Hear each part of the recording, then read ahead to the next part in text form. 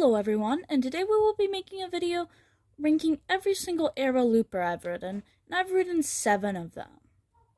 And Arrow is one of my favorite manufacturers because I just love their rides, even if they do get a little janky. And one time I might make a video ranking every single Arrow I've ridden, but now I'm just doing the Arrow loopers. So, number 7 is Corkscrew at Cedar Point.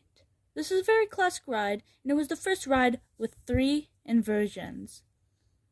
And so there's a drop, then there's a vertical loop, then there's like an airtime hill. I don't know if it's supposed to be an airtime hill.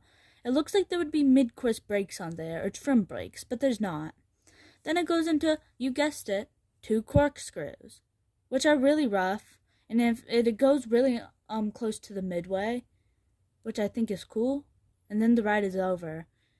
And one time when I went to Cedar Point, there was like a 45-minute wait for Corkscrew, and I just feel bad for those people. Number 6 is Anaconda at King's Dominion. Anaconda at King's Dominion is rough. So like the whole ride is rough, and it just meanders the whole ride, and it goes really, really slow.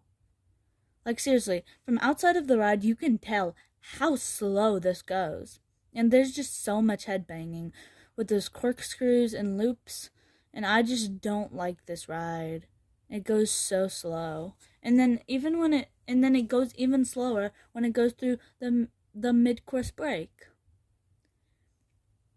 But the reason why it's above Corkscrew is because like it does more than Corkscrew, and Corkscrew is shorter, but I think it's more rough. Number 5 is Carolina Cyclone at Carowinds. And I think this is an actually pretty decent ride. When I was riding this, I was scared it was going to be really rough, but it wasn't. It's the same layout of Canyon Blaster at the Adventure Dome. But this one has a loop and 2 corkscrews.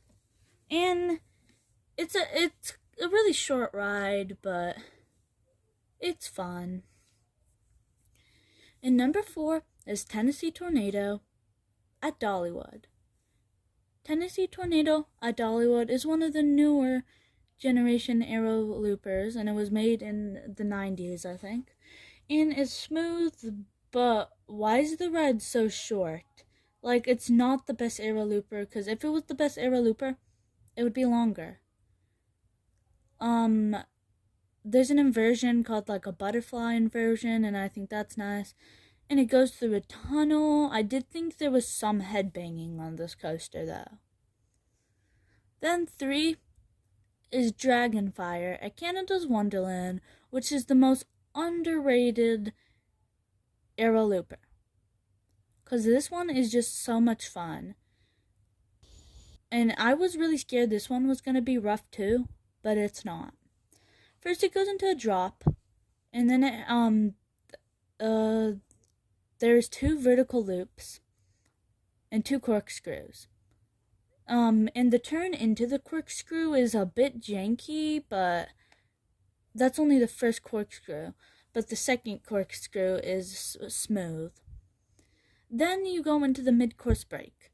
After the mid-course break, there's a helix, and I did think the helix was pretty janky, and you might get some headbanging, but I think that was fine. And then the ride is over. It sounds like a short ride, but it's actually longer in ride time than Carolina Cyclone, I think. And definitely like Corkscrew. So it's just a good ride in my opinion. And number 2 is Loch Ness Monster at Busch Gardens Williamsburg. This is just a beautiful coaster. And I rode it even before, I rode it before the retracking. It's a beautiful coaster with those interlocking loops, and it's the only roller coaster in the world with interlocking loops. And I really like the yellow color scheme, and I just think that makes it look nice. And they even added more theming, and I didn't get to see that theming yet, but I can't wait till I can ride it again. And it's just such a good ride. It's glossy smooth, and it does have Arrow jank because it's made by Arrow, obviously. And then there's a tunnel, which I think is cool. And it's just a really good ride. and I can't wait to ride it again. And number 1, the best aero looper I've ever been on is the defunct Vortex at Kings Island. This was actually my first coaster with an inversion and my first big coaster. And I thought it just was such a good ride, and it's a shame that it's closed. It was the first coaster with 6 inversions. And it was just so beautiful looking and seeing that. And now there's just an empty plot of land with no coaster in it now, and it's just so sad. But all the inversions were good. And I guess some parts could be kind of meandering, but not really, because there's like a hill after a drop. But then there's also 2 vertical loops, a bat wing, and a couple of corkscrews.